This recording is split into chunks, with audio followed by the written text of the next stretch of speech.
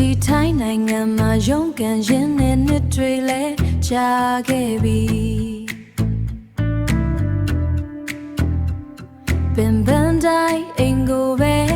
ပြည့်မြင်မိတယ်အိမ်ကိုလွမ်းနေမိသားစုကိုသိမ်းလွမ်းနေမိသားစုကိုသိမ်းလွမ်းနေ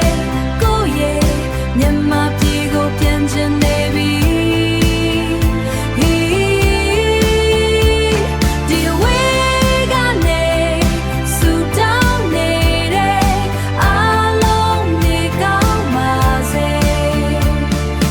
တန်စင်လေးတွေကြားတိုင်းရင်ထဲမှာစိုးနေနေ